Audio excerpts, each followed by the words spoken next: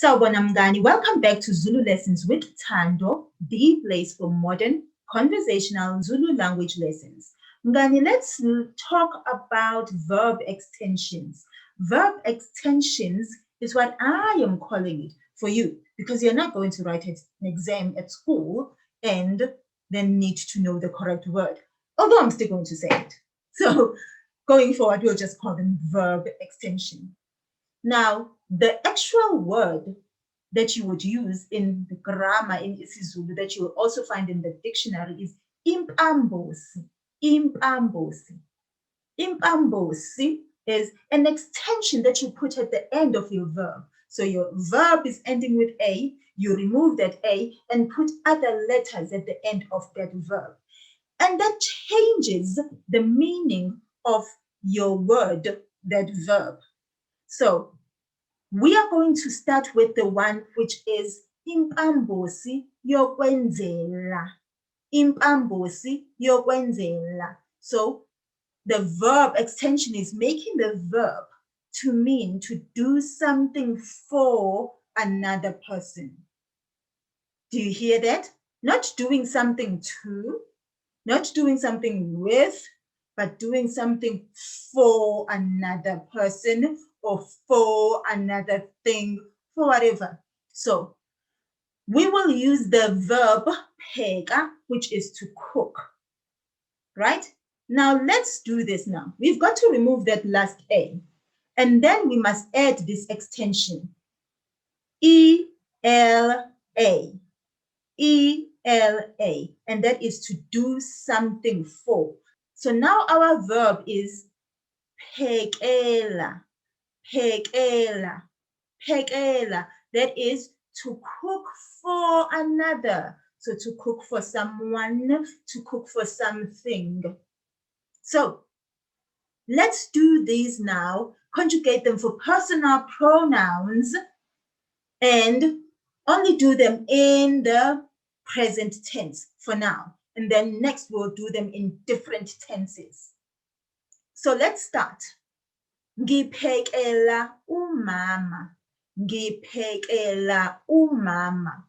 I'm cooking for mom. Do you hear that? Cooking for. Ngiphekela umama. It's changed the meaning of that verb. It's no longer I am cooking. It's now I am cooking for. And then you've got to actually add something else now. You can't use this on its own because you are saying I'm cooking for. So obviously we now need an object. There we go. Now we have the next one, which is you, the pronoun we are going to use. So here we are. Uphekela ubaba nomama. Uphekela ubaba nomama. You are cooking for dad and mom. Uphekela izingane.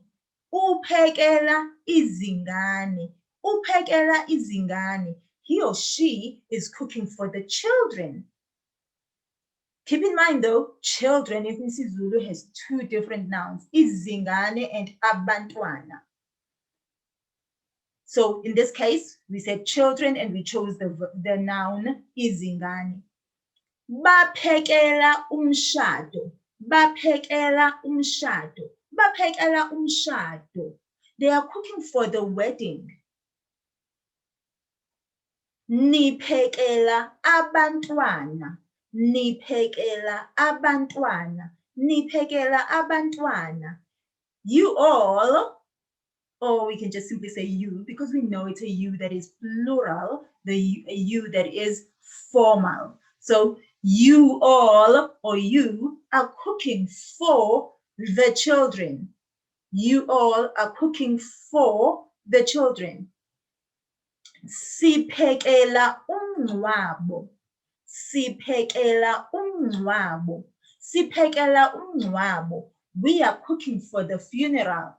Now, let's say that umngcwabo noun, because you see that there's a part that has so many consonants together.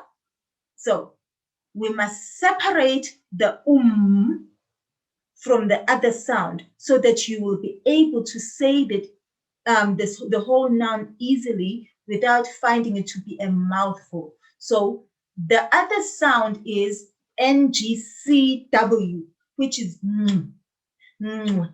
Do you hear it ends with a w sound? Mm. Now, let's put it together now. Pause, nwabo. Did you hear that? You try that and give yourself a little pause after the Then it will be easier to say nwabo, nwabo. It will be easier for you to say than nwabo. So, but always remember, do not skip any of those sounds. You've got to say that as well so that the person knows that you're saying a funeral. So, siphekela umngcwabo, we are cooking for the funeral. Iphekela umyeni wayo. Iphekela umyeni wayo. I is he, she, or it. So it's got 3 different possibilities. But in this instance here, I've given you a clue that this I is representing inkosikazi. Inkosikazi. So you now know that this sentence here is she. So she is cooking for her husband. Iphekela umyeni wayo. She's cooking for her husband. We could have said the wife is cooking for her husband. Inkosikazi iphekela umyeni wayo. Ziphekela izivakashi. Ziphekela izivakashi. Ziphekela izivakashi.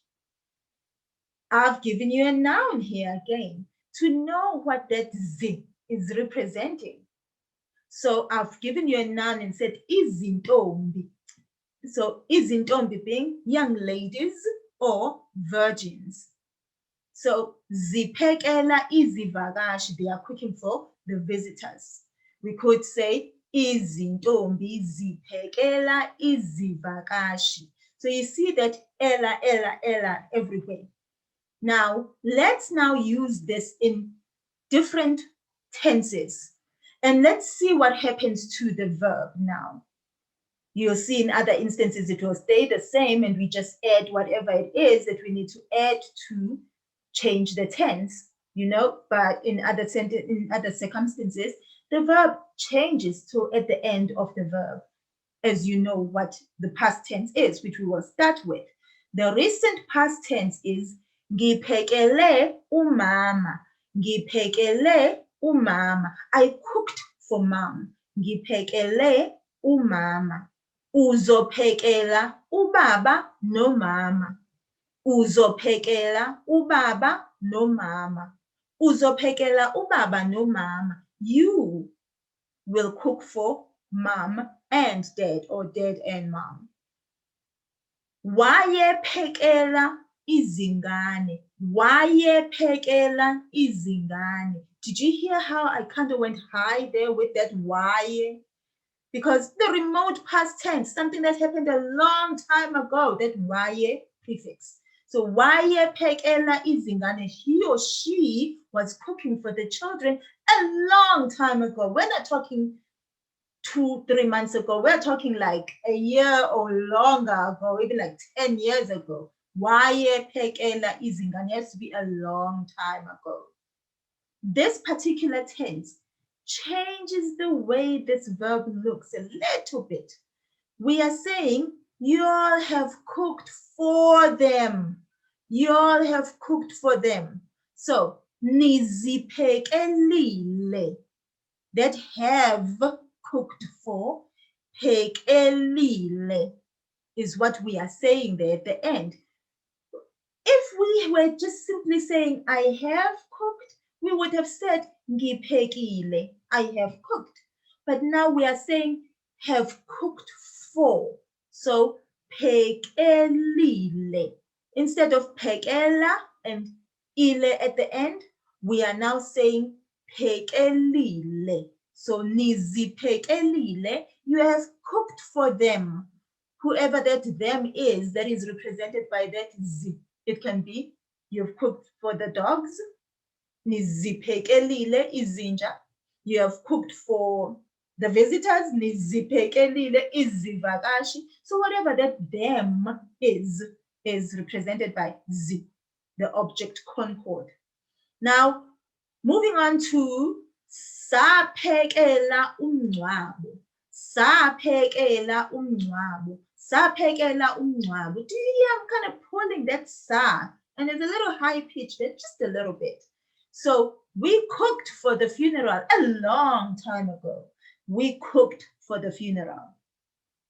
By the way, if you don't know these, we've covered them in a couple of videos not long ago. So look for them, or I will link them here as well, so that you know what they are. And then we now want to say iyophekela umyeni wayo. Iyophekela umyeni wayo. Do you hear how I'm saying that? Iyophekela umyeni wayo. So we remember the noun here was inkosikazi. So the wife is on her way to cook for her husband. On her way. So she's not thinking about it. Not that she will cook, but she's actually on her way to do it.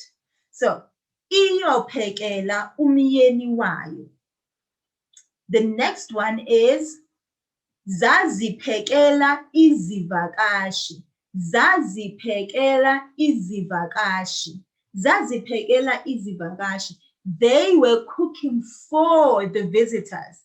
And we are saying zazi because we are talking about izintombi. So izintombi zaziphekela izivakashi. The young ladies or the virgin girls were cooking for the visitors. So that is how we use Impambosi yokwenzela. So the verb extension to do something for another. I'm going to then give you another one that will give you a different verb extension. But I hope you understand that this actually changes the meaning of your verb. So your verb just now was pheka, to cook, and then you changed it to cook for, phekela. If we are saying funda, that's to read or to learn or to study. But now if we say fundela, then you are reading for somebody else, studying for something, maybe studying for a test. If we are saying tenga, to buy, now think about that. Tengela is to buy for someone else or for something. Now, just add that ela into different verbs and you will see. You can change any verb and say to do something for. Think about the verb to build. Akha. Let's remove that last A. Akhela. Akhela. So a builder builds for someone else. So, unqobile wakhela umama wakhe umuzi. Unqobile wakhela umama wakhe umuzi.